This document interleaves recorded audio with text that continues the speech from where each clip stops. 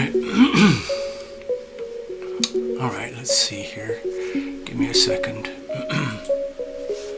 Doing what we can, obviously. Good evening. I see you folks there. Thank you.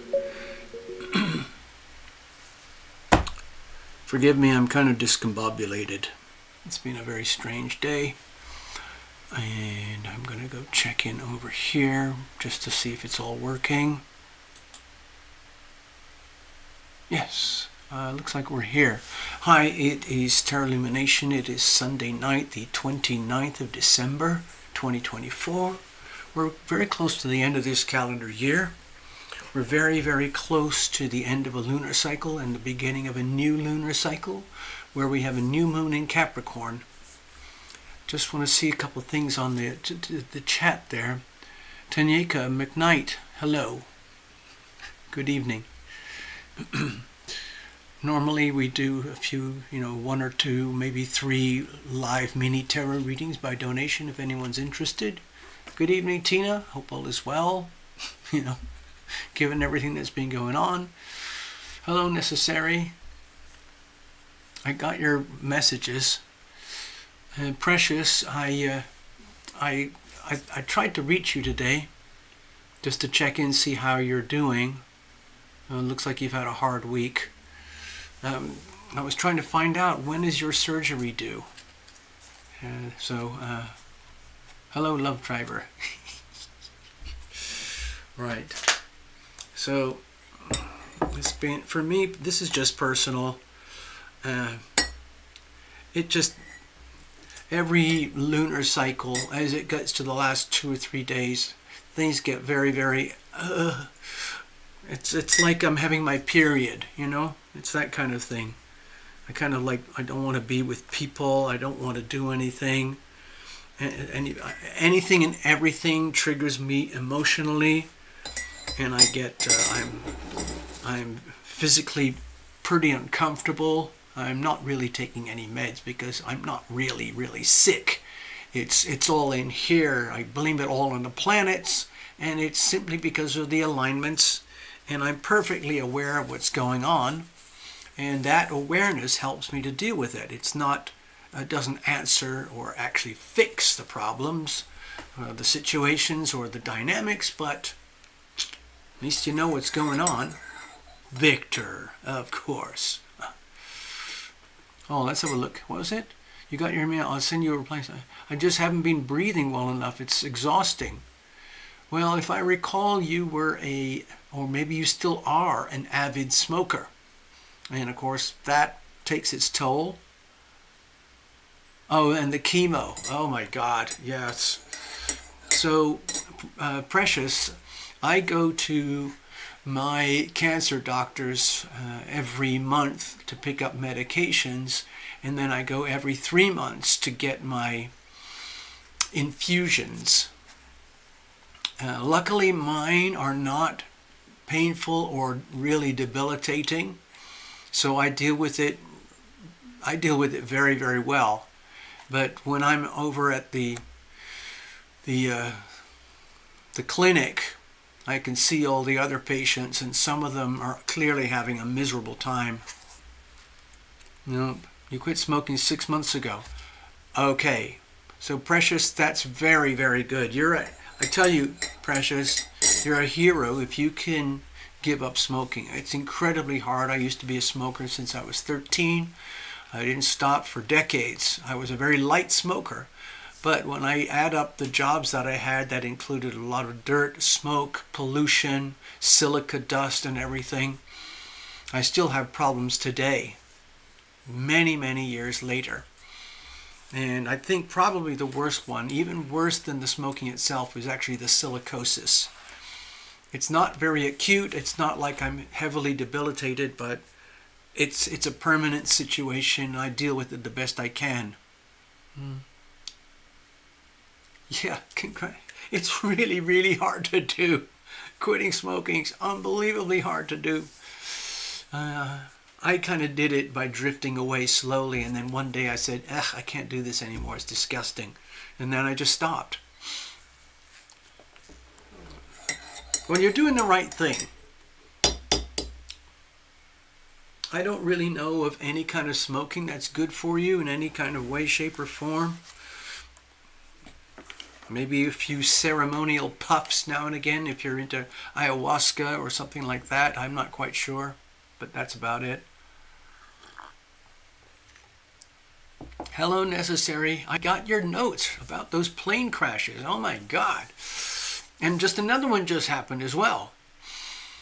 So that's 3 in a row. Not just 2, it's 3 in a row. Maybe it's 4 in a row by now, but ow, it makes you really scratch your head like, oh my God, what is going on out there? Of course, we know about the one from Azerbaijan. That was an accident, and the Russians admitted to it. They shot it down thinking it was a hostile aircraft in Russian airspace. I don't know what the airplane was doing in Russian airspace to begin, but there you go. That's over. The one that happened in South Korea today was absolutely diabolical and unnecessary. I've already watched the reports from some of the analysts, and the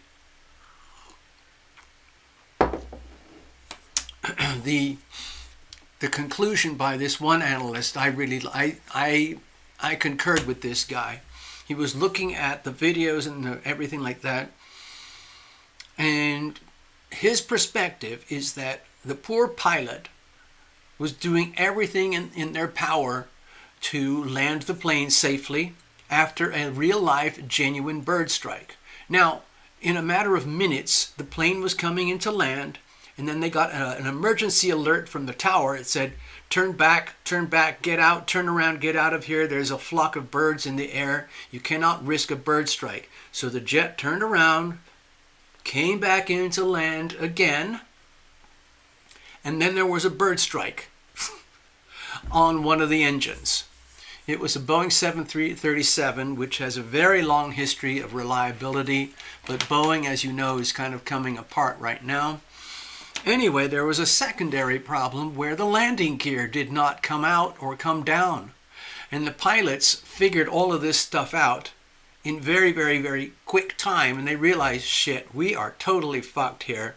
So they decided we're going to have to do a crash landing, a very, very controlled crash landing. They knew they had no brakes because the landing gear didn't work, and so the plane landed on its belly. You've probably seen the footage, and it just zoomed along the landing strip at about 200 miles an hour, and then it crashed into these massive concrete barriers right at the end of the runway.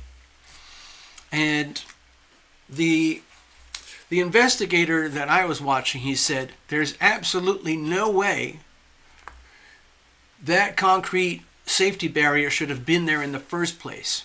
In other words, he was saying that whoever designed that South Korean airport, by putting a concrete block up there at the end to stop the jets crossing over into the little utility street behind the concrete, was a very big mistake.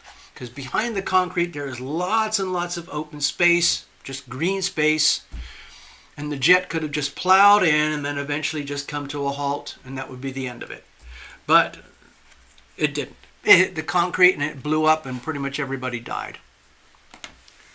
Then another one just came out on my feed about half an hour before I went live. I don't have the notes on it, so that's 3 so far.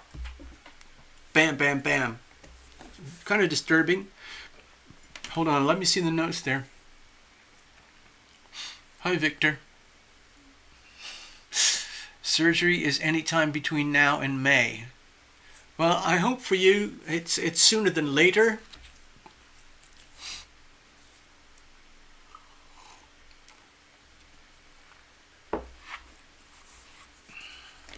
As far as I know, it's a fairly routine type of surgery, so it should go smoothly. It's just a question of getting along and keeping going between now and then. It's absolutely brutal, okay?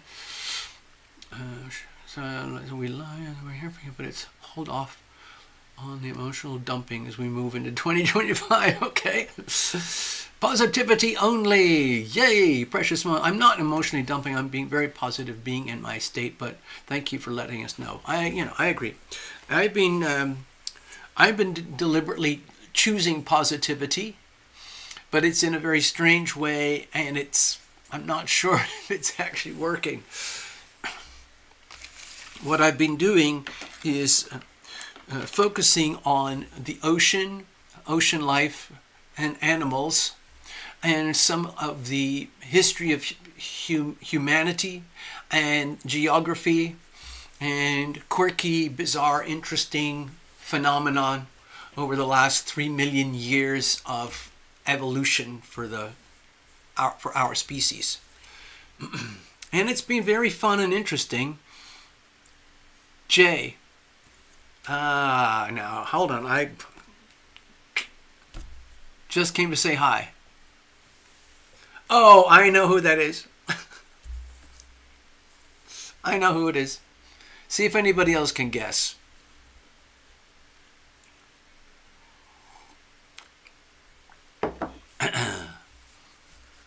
All right, let's have a look.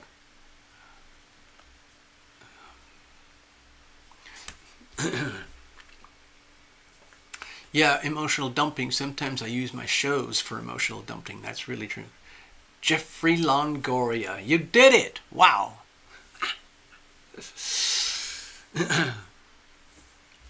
Now, if you want, you can blame it on the planets like I do. Some of the planetary alignments over the last 6 months have been super hyper stressful. For me personally, it's been off the charts. I feel like I'm doing a very good job accordingly. And for others, people are oblivious. They are just unobservant. They're not caring. They're not tuned in, and it kind of doesn't matter. That's very common. And some people are very, very hostile, very reactive, and they are, let's say, I don't know if you call it being a victim of the energies, but they have been, let's say, consumed, or they've been, what's the word? They've like fallen prey to the energy fields, not understanding that there's a way to handle these energy fields without emotional dumping, for example, or without projecting your rage or anger or sadness or depression or confusion or frustration on others, okay? It's a really common practice when you can't handle whatever's going on inside of you that is not working, whether it's discomfort, psychological, mental, emotional, for whatever reason. Maybe you're having financially extremely hard time. Maybe it's relationships. Maybe it's family. Maybe it's health, whatever it is. And it can become very, very stressful. And then people have certain thresholds after which they just crack, and then they just take it out on everyone and anything near them. And that's actually a very, very common human behavior. It's just another way of venting and releasing unmanageable energy, but it can have very bad side effects on other people.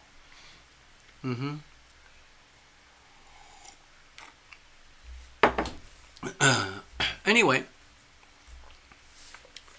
so Victor, I'm going to probably stay. All right, let me get some of my. Let me go over here. Let me go to the chart first, and I feel like I have my own little anchor. Okay. So we've got the Capricorn new moon coming in tomorrow. I'll show you right here, right now. So there's the moon in Capricorn, right at the very, very tippy end of a lunar cycle. You know, a 28-day cycle. The last one was Sagittarius. The one before that was Scorpio. The one before that was Libra. So every 28 days, we have a new lunar cycle. We've just finished this one, and we're going to start another one tomorrow. The moon will be conjoined with the sun over here in Capricorn at about 9 or 10 degrees. I will mark it here for you so that you have it on record right here. It's actually going to be 8.5. Let's just call it 9 degrees, okay? The sun and moon will be aligned, and all the rest will have delineated when I do my show, so don't worry. And without going into like deep personal astrologies and doing deep astrology readings, if you were, let's say, born today, right now, and you happen to have Aries rising, then this would be your astrology chart. It would look just like this. You'd be a newborn baby. You just took your first breath. You're screaming and you're laughing and you're crying. You don't know who you are or what you are. You're just a pink or brown blob, and nothing means nothing. But you've got this going on inside of you, and this will evolve into your persona, your identity, your life path, and so on and so on. So for this little baby tonight, right now, they're being born with moon right at the end of a lunar cycle. So there might be an inbuilt fragility regarding their emotional sensitivity. It will change tomorrow. We'll have a Sun and Moon aligned over here, so that's going to be a strong alignment with Capricorn energy, where when you get that kind of alignment, it's like your feelings become your actuality. In other words, there's really no difference between your emotional state and your logical state. The Sun would be the logical, fully defined, fully conscious version of yourself, and the Moon would be the more hidden, intuitive, perceptive energies that may or may not be expressed openly. But when they're aligned like that, it's like they're both happening simultaneously.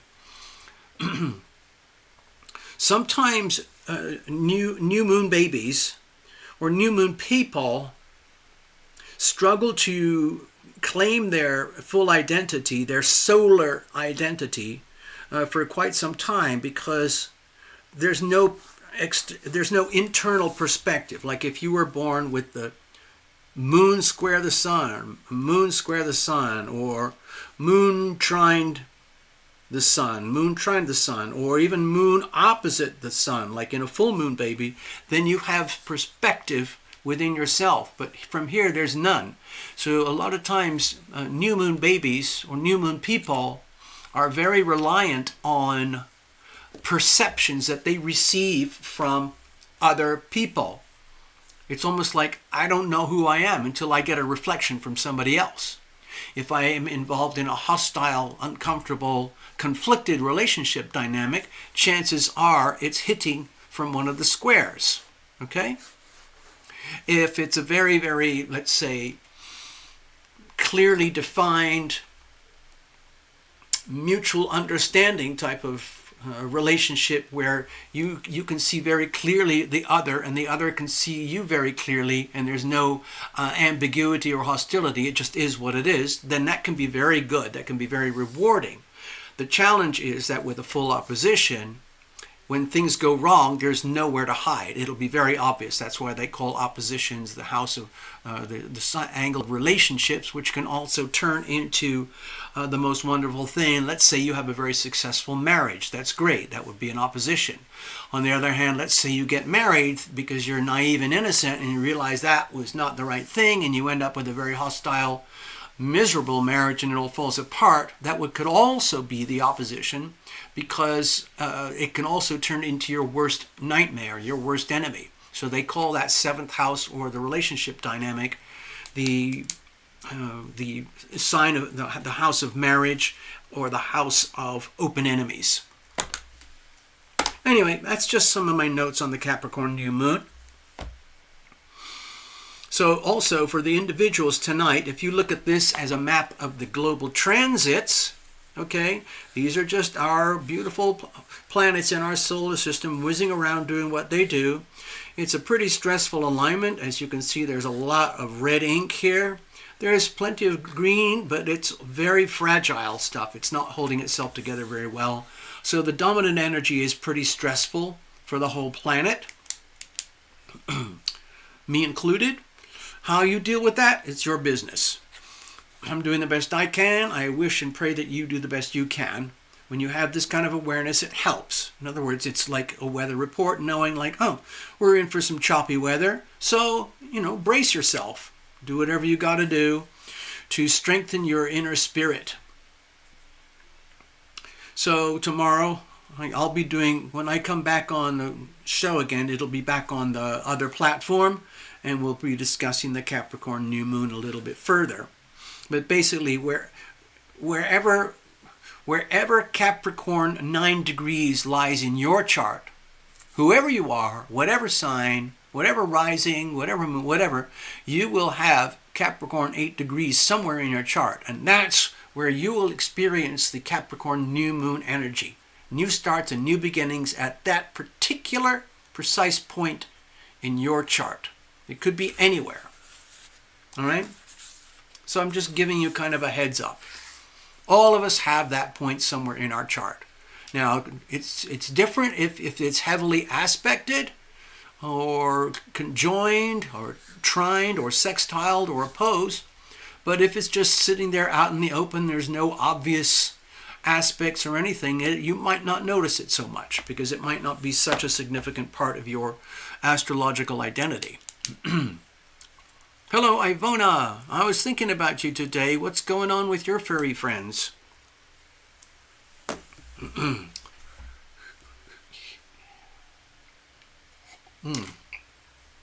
So I'm just finishing my cup of tea. This is very, very soothing.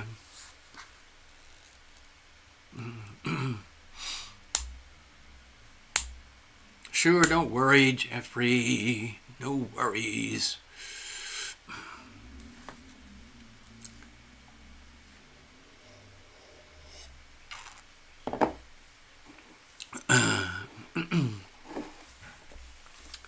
All right, so Victor, I know you like to hear my little bits of feedback regarding the global financial system.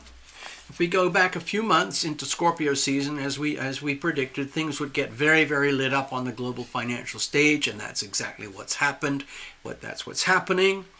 And the main headlines, I'm not going to really, because I'm not doing an astrology show tonight, really. I'm just hanging out with you guys in case anybody wants a little mini reading. So you're over here with Uranus in the second house of hard money. 20, what is it? How many degrees we got here for Uranus? 23, 24, okay. So we still have a very high degree of instability in the global financial markets, and that's going to continue all the way through to the middle of next year, and then it's going to kind of go into hyperdrive. But not with the financial markets and our value systems, but with the actual phenomenon of the flow of money or currency. If you think of money is a current, like a current of energy, like a stream or a river or electricity, it's going to become very lively, very activated, and very new and very revolutionary. That's really going to be starting for real, more like in 2025. We've been building up to it for the last 7 years with the crypto world. But the crypto world is starting to coalesce and have some actual cohesion around the world where people are realizing, oh my God, this stuff is real. Now, here's where it gets weird, because we the people have been conditioned and believed to believe that money is a certain thing. And if it's really, I just want to read just from the introduction of my little book, okay? It says here, money is what we believe it to be. Money is also what we are taught to believe it to be. Whether we call it paper money, fiat currency, digital currency, no matter, it is all a fiction. The word fiat means made up or made or to make. It's from the Latin words. We live in a world of fiat currencies. That's our current system. Humans made up money to serve their convenience. The original intent was simple, honest, and effective, serving well the populations, the merchants, the laborers, the consumers, the issuers of the currency, the bankers and the governments of these various populations. The current status, anyway, so right now we have what we have. It's an amazingly successful, brutally complex Ponzi scheme. It's a scam operation designed to harvest energy from we the people and put it into the pockets of they the elites. It's working very, very well. It really accelerated in 1913, and it has gone off into a massive, massive globalized enterprise since that time. And we are where we are today, where I believe this system is starting to show signs of fragility, where it's falling apart, where hundreds of millions of people across the planet are realizing we don't want to live under this financial system of tyranny anymore. Of course, it's presented to us as our savior.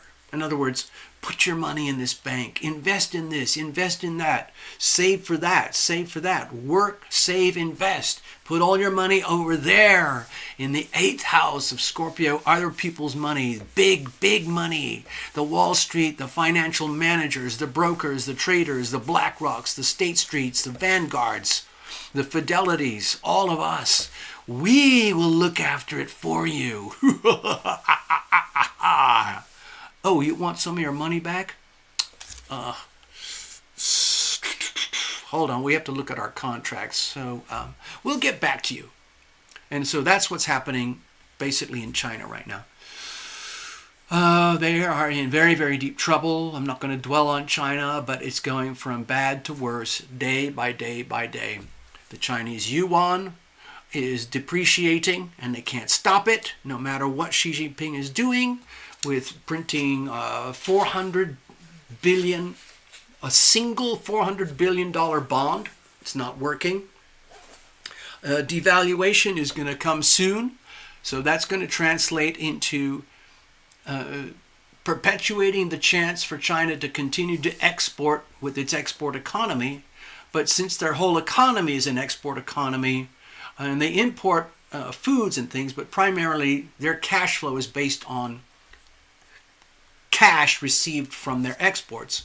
That is falling apart, and it's not stoppable, no matter what Xi Jinping thinks. So what's happening, the translation is that the Chinese people are effectively victims, and rampant poverty is spreading all over China, and it's simply a result of policy, government, communist policies, on the belief that a communist dictatorship knows better than you about how to live your life. Anyway, so that's all falling apart, and that's going to send deeper and deeper ripple waves around the world. There's something similar happening into Russia, despite Russia's bravado. Other countries, there's the whole Argentina kind of weird, bizarre miracle going on with Javier Milei. He's doing a spectacular job of crushing inflation down to a fraction of what it was. But like he said, it's going to cause a lot of pain for at least 50,000 people, which were government employees who all got fired, and they don't have jobs right now. And there's going to be a lot more pain coming, but because Argentina is not in the space yet where they can switch everything over into a private, free market, open, fair trade capitalism system. Because that's where they're heading and that's where they're going. That's what's going to work.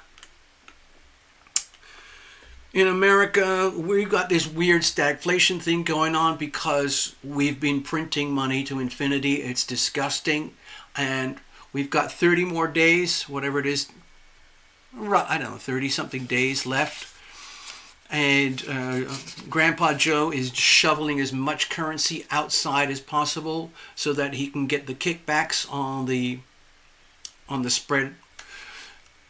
So that's happening, and of course we the people are paying for it with our taxes. It's really disgusting, and that scenario is going to come to an end.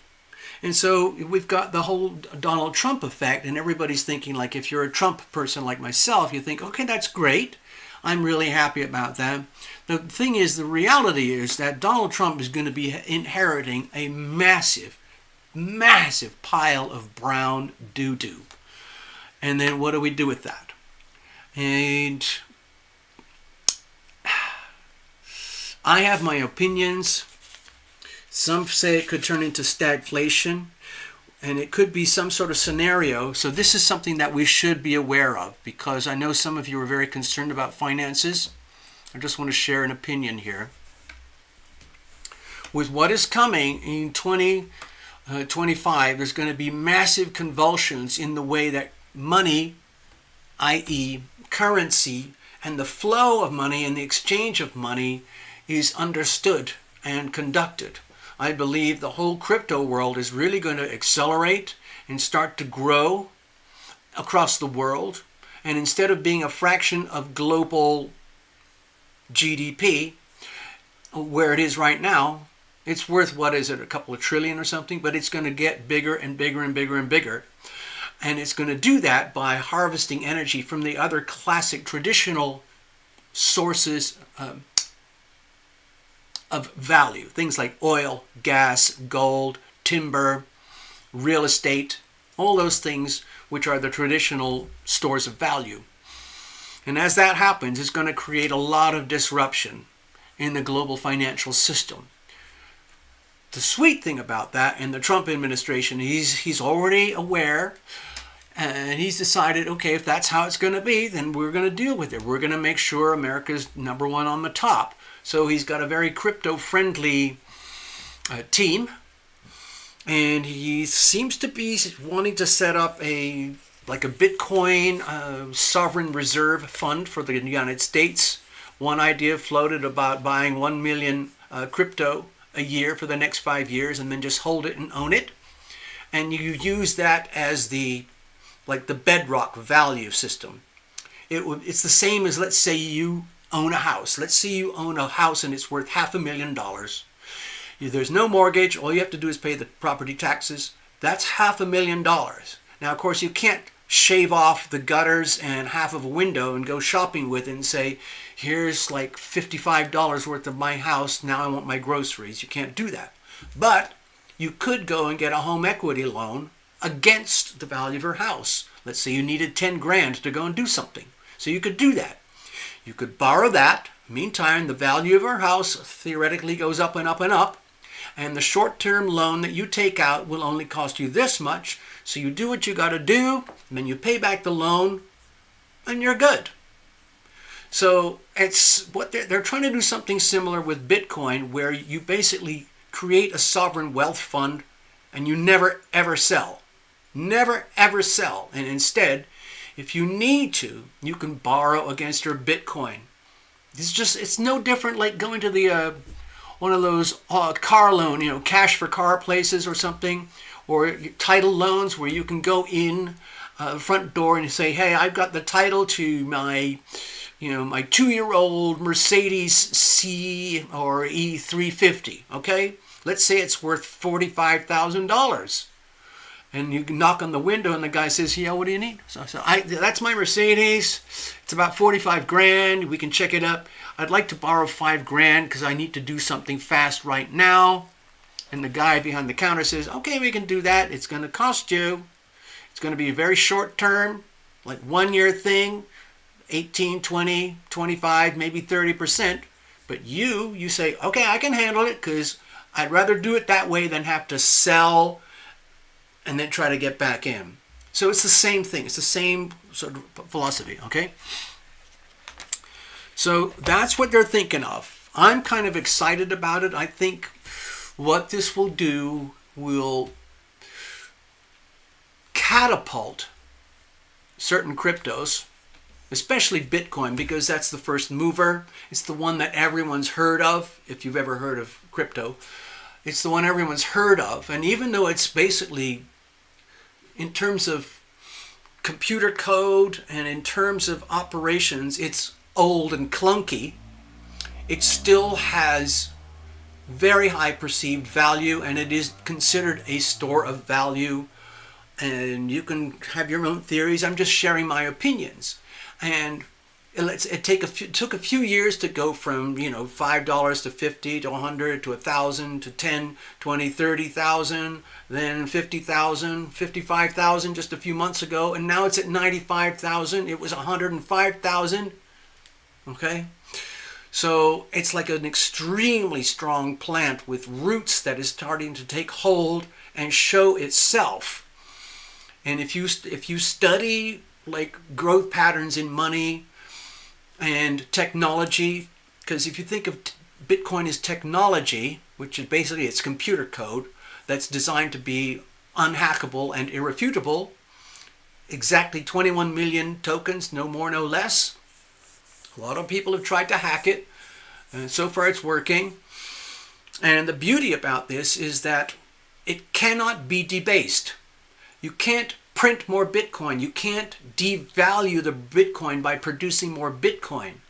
So in other words, Bitcoin is the exact enemy of the United States Federal Reserve banking system and the whole of the rest of the world central banking system. So there's a lot of people who are going to start to learn and understand what this really means. In other words, wow, I could maintain and own my own sovereign wealth. Eventually, I believe it will get to the point where you don't even need a bank for certain things in life. Where eventually, let's say 10, 20, 30 years from now, when Bitcoin is so stabilized, there's very little volatility. Okay, it's not banging up and down in price because it's still behaving like a newborn baby. Instead, it's maturing. And the more and more that Bitcoin matures and the price stabilizes, let's say it's at $1 million or $5 or $10 million per Bitcoin, then the only way you can make money on trading the Bitcoin is from fractions of a fraction of a dollar or a penny here and there. Because at that point, people will be using Bitcoin as a store of value, and it'll be like if you own one Bitcoin, you're going to be very blessed. And then you can use that as an anchor, you can use that as collateral all alone, or you can spend it. I wouldn't spend it, but some people would. It will always be speculated. There'll always be people selling it and people buying it, which is very active right now, but eventually the buy-sell frenzies and the volatility will go from here to here, buy, sell, and it'll basically go like this. By the time it gets to this point, it'll be worth millions and millions and millions per Bitcoin, because more and more countries are going to adopt a Bitcoin sovereign wealth fund in order to keep up with everybody else. In other words, they have to play the game because America is going to do it. El Salvador is doing it. I can't remember who else is doing it. I think Norway. Anyway, it's kind of an inevitability. It's just like the same way when the United States Federal Reserve Bank did its thing, all the other central banks around the world realized, oh my God, we're going to have to play the same game as the United States Federal Reserve Bank, or we're screwed. So today, as of today, for example, right now, the biggest war on planet Earth, in other words, Mars versus Pluto, that's the most warlike aspect that you can have. Yes, we have the hot wars. We've got Ukraine, Russia, bam, bam, bam, bam. Lots of blood and dead bodies everywhere. Missiles, bombs, everything. Nasty, nasty, ugly stuff. Mars is retrograde. Every time they do an aggressive attack move, it's going to backfire. Mars retrograde, okay? The laws of unintended consequences. Whatever can go wrong will go wrong. And that's happening in Ukraine and Russia. Same thing is happening in the Middle East, the Jews versus the Islamic terrorists and vice versa. Constant backfiring. Of course, a lot of wars in Central Africa, a lot of conflict in Central America, parts of Mexico are just a complete bloodbath. Gloria Sheinbaum, the new president, has absolutely no control over any of it. The cartels run everything. So there's that going on. Those are my sort of views about the global money thing right now. In terms of personal finance, I don't know what to say. I'm not an expert at those things. I don't really have anything I can boast about. I just like studying this stuff and sharing what I understand. And hoping, in hopes that it helps people.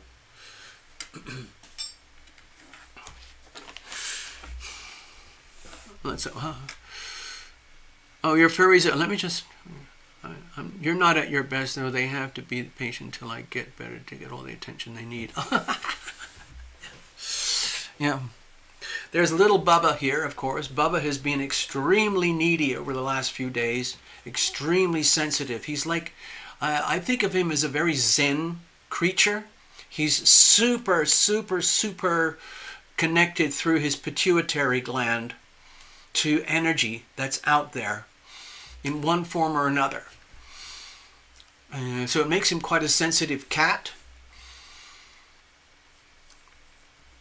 And his energy fields change with the lunar cycles. And I can tell you, he's been extremely fragile over the last few days, and he has required enormous amounts of TLC.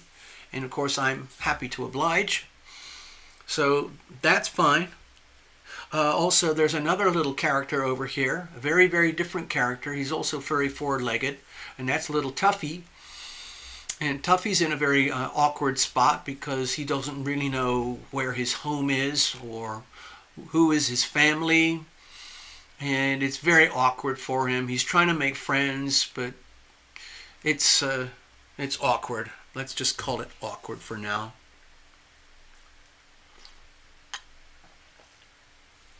Let me go back to the charts a few minutes, okay? Actually, let me get my other notes here. I do have a couple of things that we need to discuss. Now I think about it. I'm not going to talk about Jimmy Carter. Let's have a look here. Give me a second here. I just got to do some homework. I'll be there in this moment. All right. Can't we?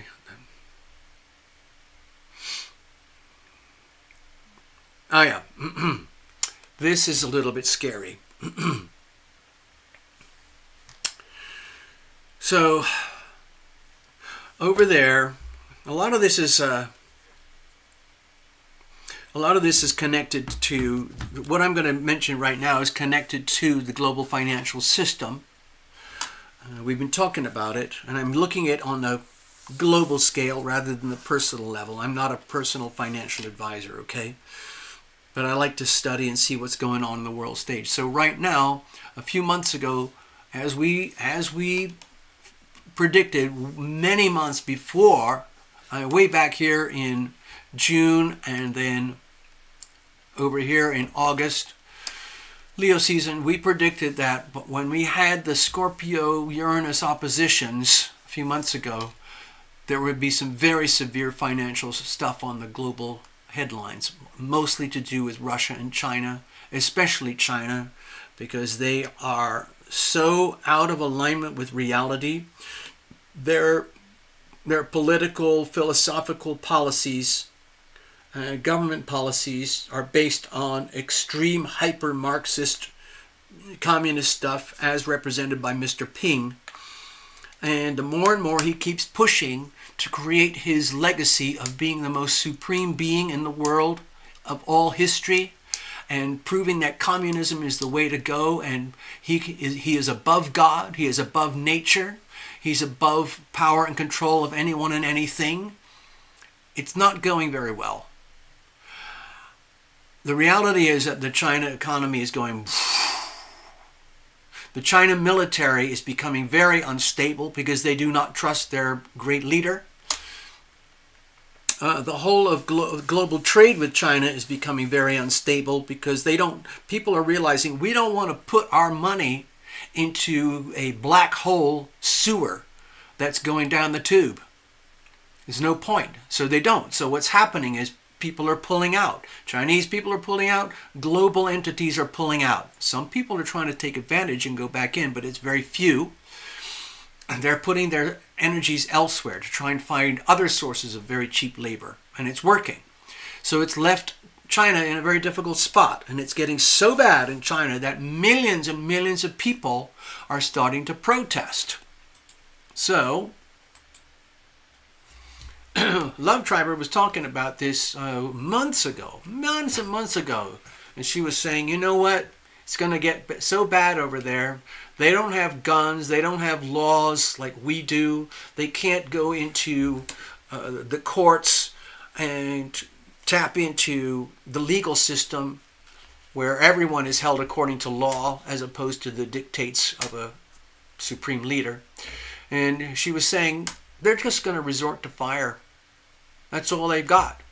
They can take a match. They can take a can of gasoline. They can turn that into a Molotov. They can just set things alight. The Chinese people are very, very ingenious. And so what's been happening throughout different layers of the Chinese economy is that big state corporations and entities are falling apart. The cash flow's not there. And the corruption, they're eating themselves alive. The second layer's down where you have the local governments and all their activities. They're falling apart because they no longer have the revenue stream collected from taxes from they, the people over there, because the next layer down is the grunt work economy of the upper middle class and the middle class, and that's imploding. So the cash flow that normally goes up and up to the very top, to the Chinese Communist Party, that cash flow is collapsing. And as that cash flow collapses, it sends shockwaves of paranoia across the world, and more people want to get out. The more and more people get out, the grunt, the real blue-collar work and all the dirty work, the huge slave camps, massive millions of people in factories that make the stuff of the lowest value for exports, they're all going out of business. All the shoe factories, toy factories, a lot of stuff is just closing down. And owners of these factories, operators, what they're doing, they already know that it's going bad. So what they're doing is they're trying to get as much business to go as possible and then stop paying the wages, taxes, insurance, healthcare, whatever it is that they would normally pay on a fair wage to a good employee. That's all gone. And instead the owners are taking everything they can and running away and hiding, and it's leaving millions and millions, hundreds of millions of people unemployed and unable to collect back wages or pay or anything. So where does that lead? Poverty. Where does that lead? Starvation. Where does that lead? Homelessness, degradation, and extreme anger and frustration. So that's hundreds of millions of people at the bottom foundation level of the Chinese economy. And they're basically saying, enough is enough. We're totally screwed. Desperate people do desperate things. So they're thinking, you know what? Screw that. I hate that employer. He totally screwed me and all my thousands of co-workers, my whole family. We're all going broke. So we're going to torch his place, make him go broke, even though he's already broke. And we're just going to torch it. It's a symbolic rage. It's a symbolic act of rage. And it's literally spreading like wildfire over the whole country. Other factory owners are torching their own places in an attempt to get the insurance and blaming it on the employees. But anyway, it's all symbolic, characteristic of something collapsing. The whole thing is basically like a dumpster fire. The whole of China is turning into a massive dumpster fire. Whatever Xi Jinping tells you about their military and their war to take Taiwan. So that's very, very scary.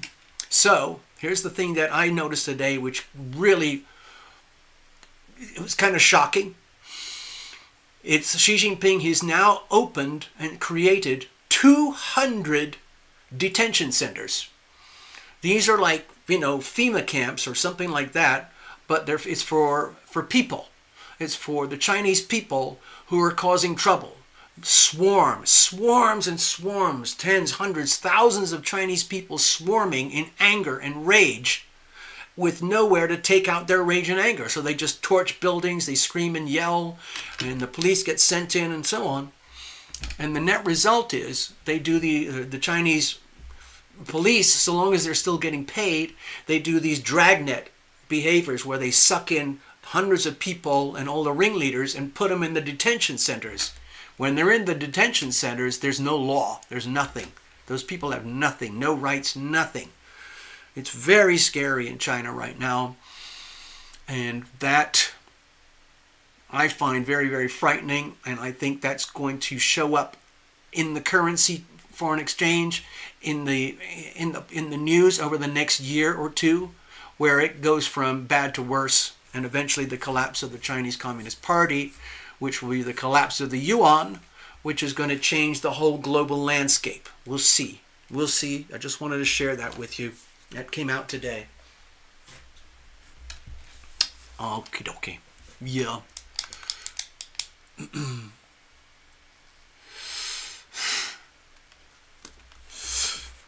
All right.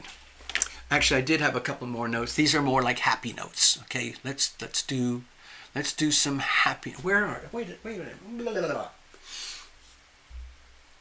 So, I was talking on my other platform where I do all my astrology shows now.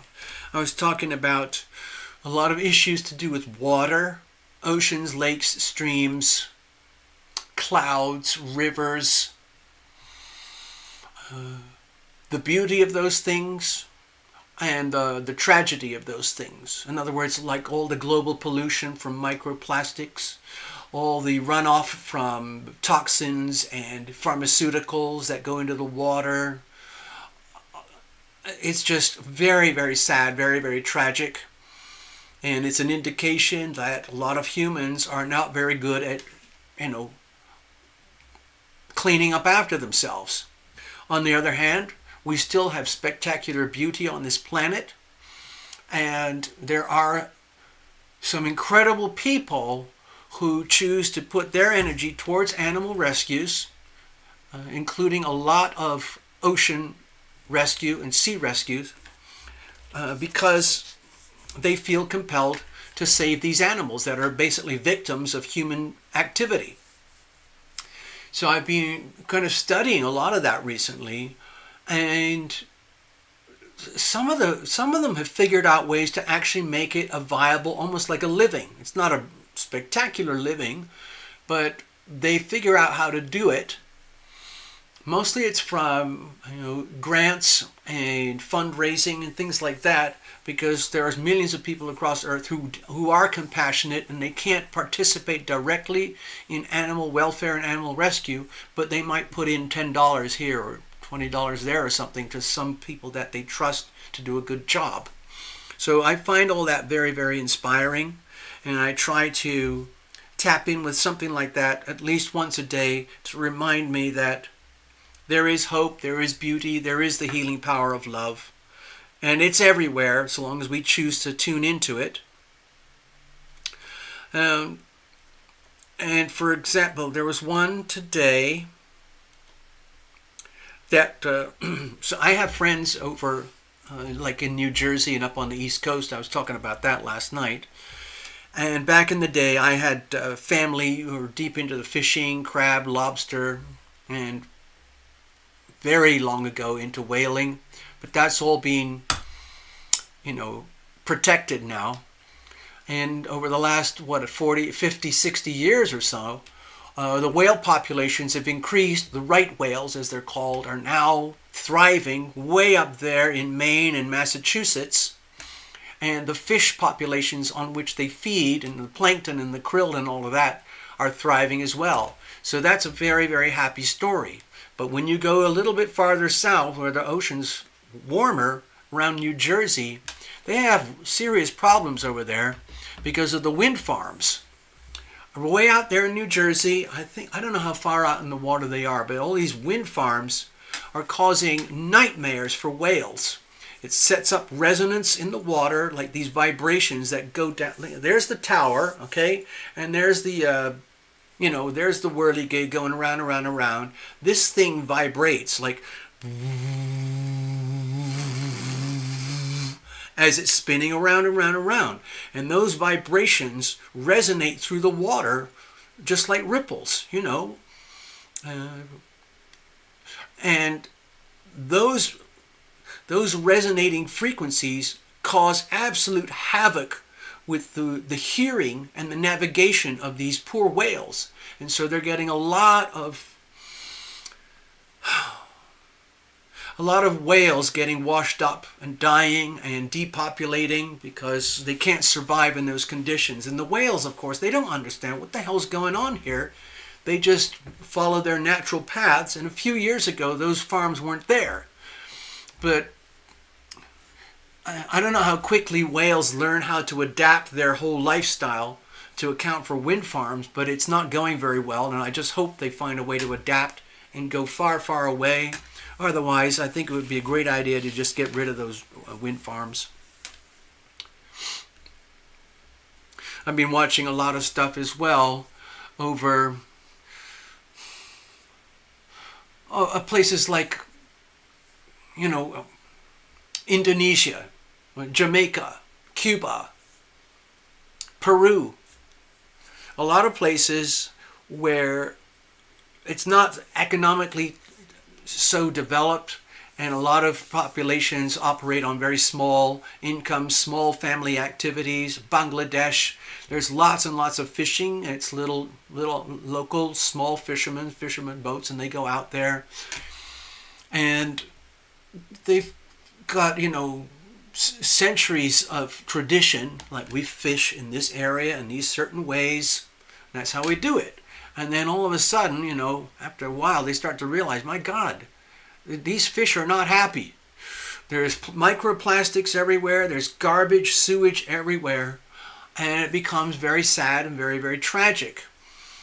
And it's got to a point where all seafood, from what I can tell, basically all seafood that we eat, food from the sea, has some degree of contamination from microplastics and pharmaceuticals.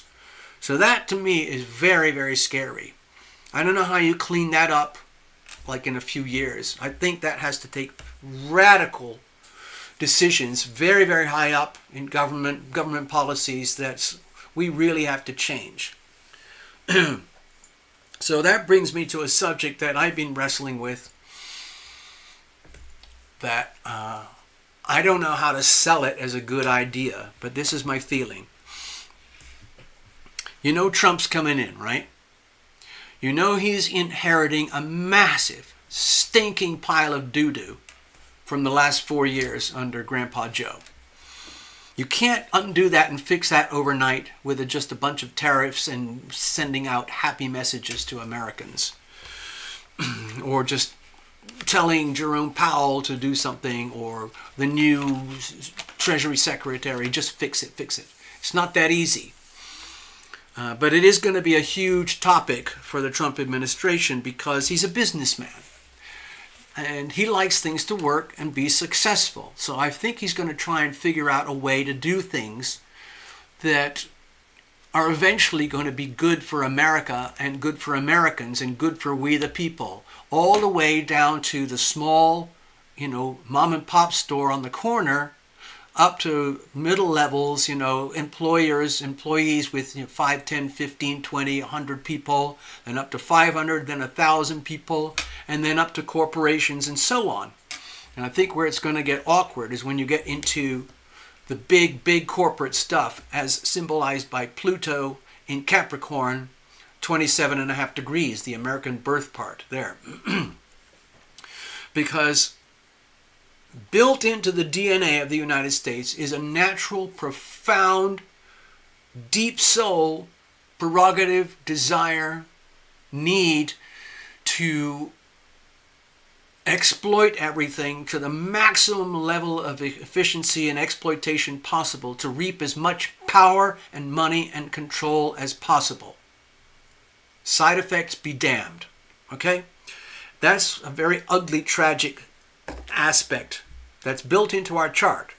Now, we don't have to behave that way, but we do because it's like the default setting.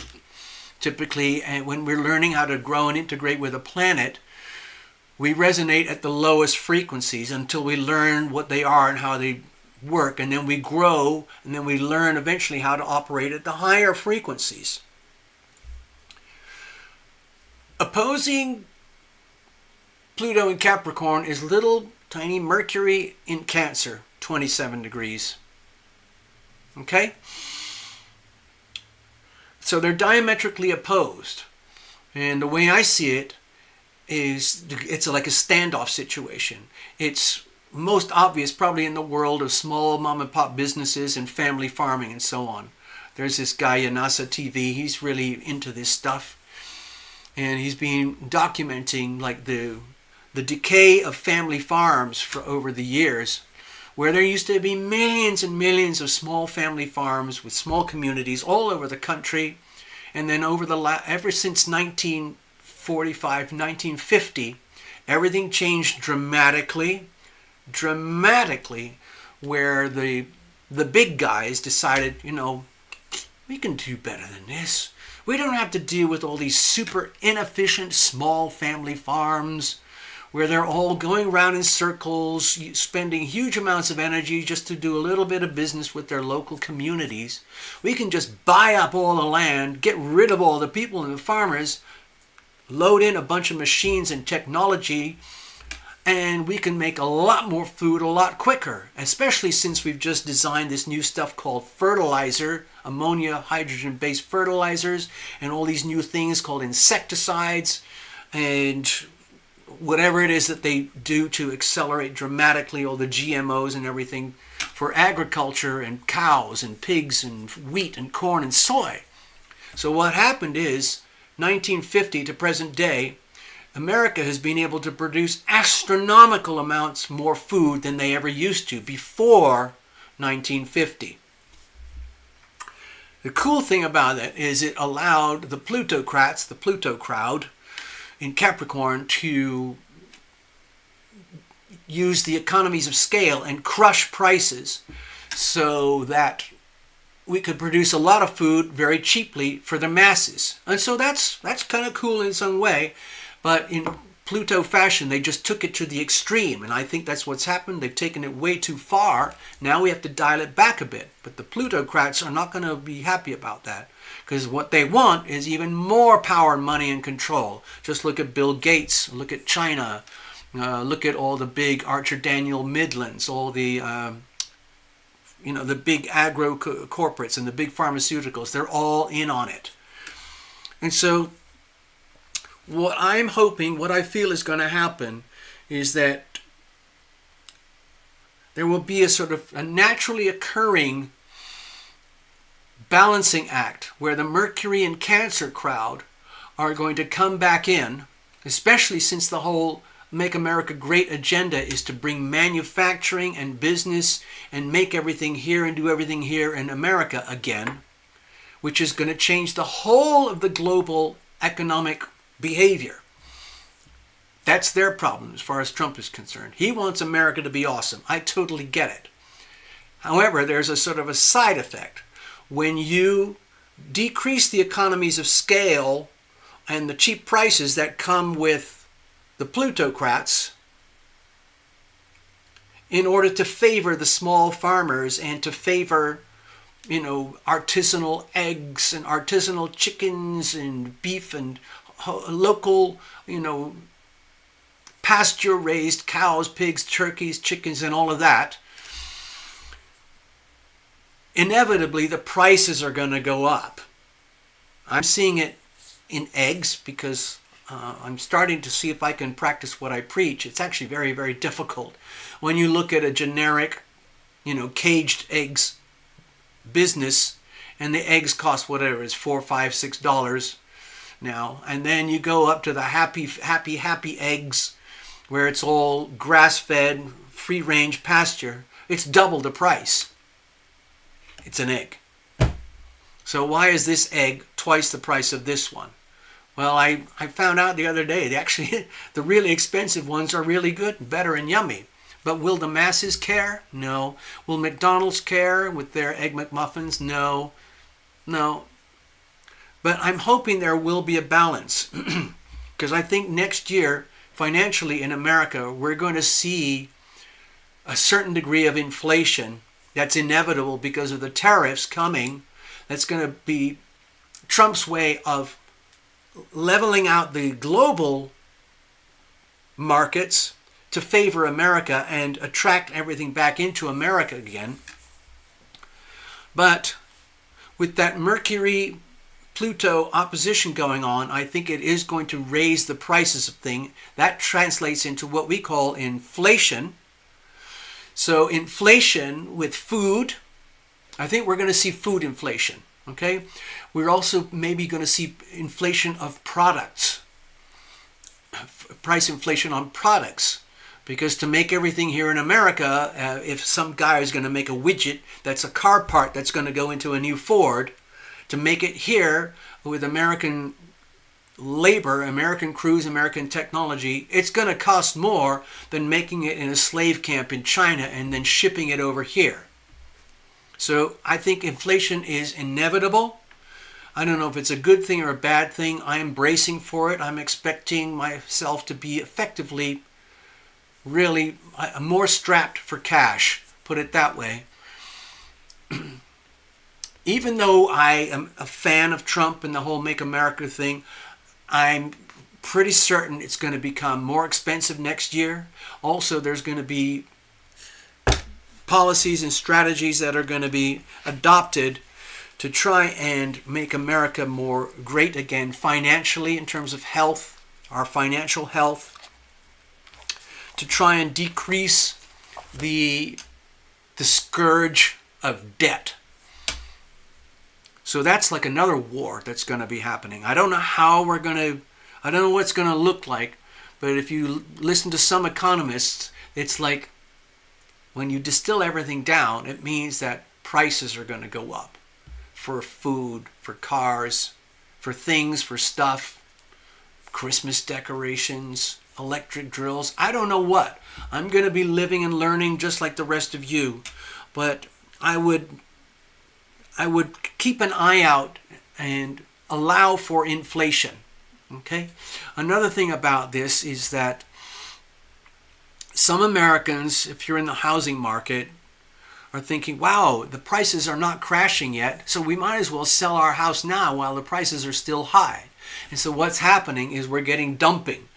More and more people are dumping houses onto the market to try and sell them at really, really high prices, thinking, oh, this is going to be great.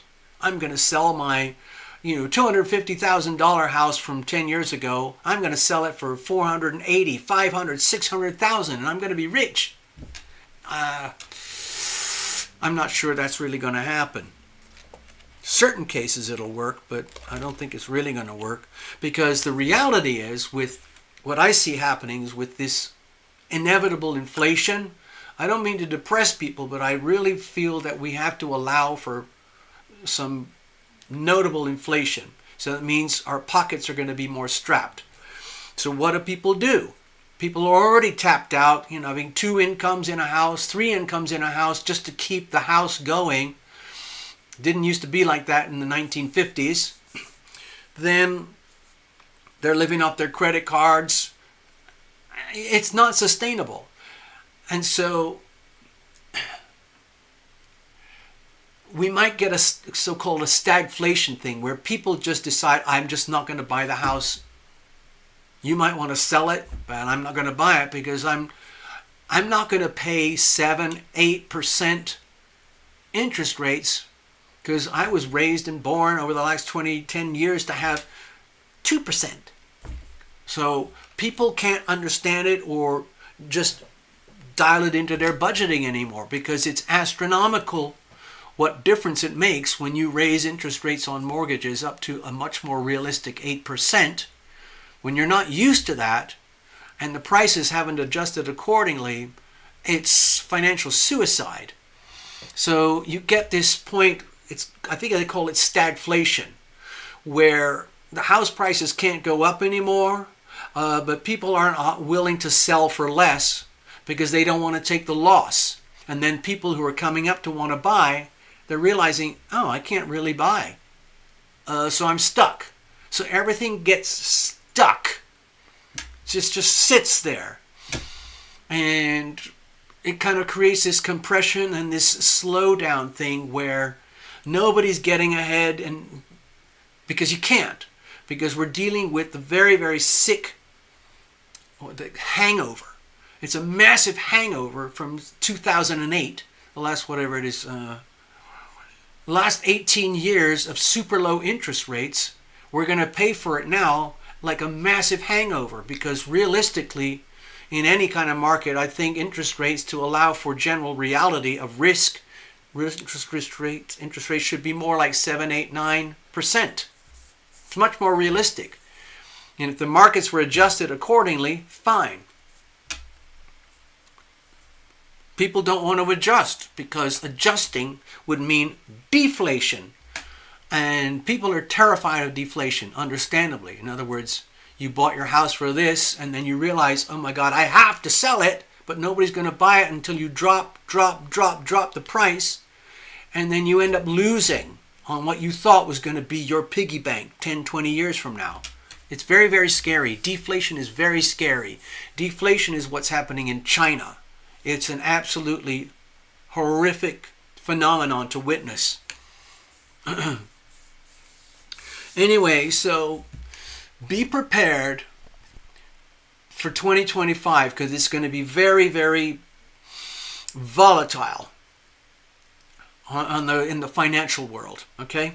For America and for the rest of the world, because America is going to go through some really big convulsions financially in here. Basically, we're restructuring how we do everything with our economy, our fiscal and monetary policies, and all of that. And that's going to have ripple waves across the whole world. Imports, exports, prices of imports and exports, the selling of oil and gas, and so on. Trump is doing something very, very, very challenging right now in Europe. He's basically been sending backroom messages to Zelensky. You have to shut down the pipelines that are being sneaked through your country right now with Russia to get into Middle Europe and supply them with the cheap Russian gas. That has to stop. You're at war. So I'm the new guy coming in, and that's not going to work for me. Okay? Because here's the deal, Mr. Zelensky. You're not going to have any more money. Okay? And I'm the new boss. Okay? So Zelensky is like, okay, I'll just turn off the valves. And in 30 days, those valves are going off. So places like Czechoslovakia, they're not going to have any oil and gas. And then Trump comes in and says, oh, well, that's interesting. You know what? I'm the new president now, and we've got a lot of oil and gas just coming online right now. We can sell that to you. In fact, you're going to buy it from us. So there's that kind of shenanigans going on. So that sends ripple waves, shock waves across Central Europe. Same things in Germany, other places over there in Europe. So the Trump phenomenon isn't bliss and rainbows for everybody. There's going to be side effects. I also think there's going to be the laws of unintended consequences, which we're not going to discover until we actually get there. Remember, we're heading into Uranus in Gemini. Uranus is the planet of unpredictability, like shock, awakening, surprises. So fiscal policy, monetary policies might come out as so-and-so and so-and-so, this and this and this is going to happen. It's going to be great. And then they enact a policy or a law or a bill in Congress, and then something else happens that no one could have accounted for. So please allow for a lot of that coming in for 2025, because it's going to affect everybody. Hold on, I got to check a couple things here, see if I've actually... Just give me a second, folks. I'm going to let... Here's the little chart. If anyone has any questions, let me know in the chat. I got to do a little bit of broadcasting stuff here.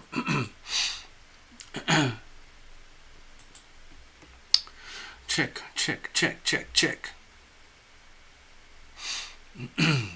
All right. Let's go over here. I'm just clicking around to make the show keep going. Okay, I just have to do that. Okay. Oh yeah, good notes there. Thank you, Necessary. Yeah, Cisco. CISCO. Yeah. That was actually a very scary headline. I forgot about that. Cisco is one of the biggest tech companies in the world. They actually do the hard tech stuff.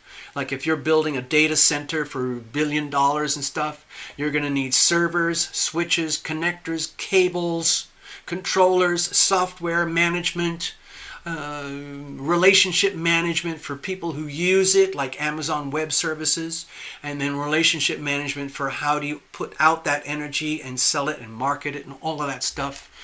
Artificial intelligence, all of that stuff. A lot of that goes through places like Cisco.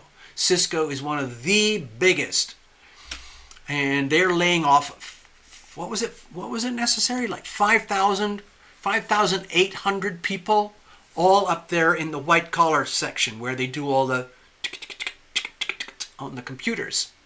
They still have to have, the physical stuff where they have to move servers around and build out these centers and logistics and all that to get everything to connect and work and lay cables and all of that stuff.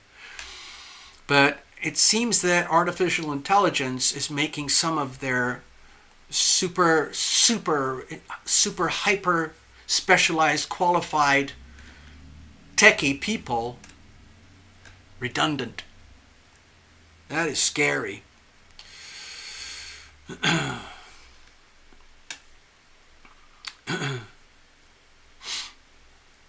Anyway, gosh, I don't want to scare people. I'm trying to stay positive. I mean, you kind of have to stay positive with what's going on right now. I'm very happy in that